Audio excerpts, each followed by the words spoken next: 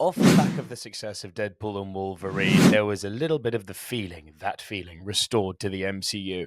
And what Captain America Brave New World needed to do was not necessarily excel the feeling of Deadpool and Wolverine, but keep that feeling going. We need to be better than what we have done previously. I think it's pretty much universally agreed that, minus a few exceptions, phase 4 and 5 of the MCU have not been good. And Captain America Brave New World needs to start righting the ship and get us on track. To that end, I'm going to say right now, this movie is a success. In fact, I'll go so far as to say that with the exception of Guardians of the Galaxy 3 and the aforementioned Deadpool 3, this is the best the MCU has been since Endgame.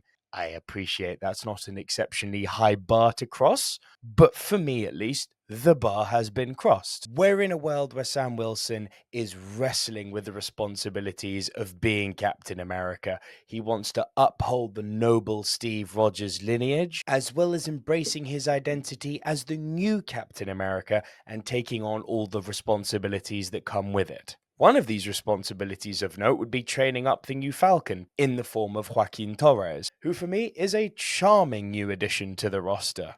And of course, one of the other things that go hand in hand with being a Captain America would, I guess, be more ideological differences with Thaddeus Ross, who now happens to be president. So in terms of their ideological differences, there's an extra layer of tension between the two. And sorry, just before we continue, because I know I mentioned Black Captain America and Latino Falcon, and I know there's going to be the loud corner of the internet that's going to be grabbing their pitchforks and torches and not happy and calling this movie woke. It sucks to be you. That's as much energy as I'm giving that debate. Getting back on to what matters, which is the core of this movie, this is definitely a political thriller, or at least an attempt at a political thriller vibe that we have seen before. But you know what? Where others may see it as a bad thing and possibly lacking in innovation, I personally see it as a welcome return to the MCU. And speaking of return to form, the action set pieces in this film, chef's kiss, man. From the aerial dogfights to, no spoilers because it's in the trailer, to the fight against the Red Hulk.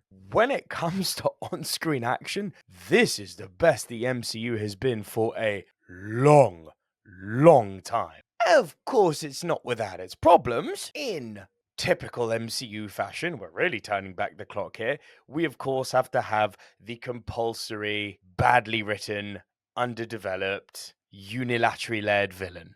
Another forgettable villain on a mission to upset the delicate balance of peace in the world. The writing around the villain, the leader, is especially bad. Not so much as dialogue, but how he's written to be on screen. He just conveniently appears whenever the plot requires him to. Numerous times throughout the movie, it's just he happens to be in the right place at the right time, but in the previous scene, he was miles away. It's like the guy's got a magical teleportation device. Hey, Sam Wilson needs to have an interaction with the villain. Don't worry, he's right behind you. Hey, the villain needs to stop training that's going on in a secret military base. Hey, don't worry, he's just coming over the hill. It's just one thing after another. The guy was just constantly in the right place, and there was no rhyme or reason for it. Obviously, with a movie, you suspend disbelief and allow a minimum amount of plot armor, but this was taking the piss. And speaking of writing, some of the dialogue and equally some of the monologue is very, very one note and cheesy, especially the Red Hulk fight. Like, without going into detail, the reasons why Red Hulk unhulked and went back to being normal, it was proper eye roll stuff. Like, I was one step away from Sam Wilson basically saying, sun's getting real low, big guy.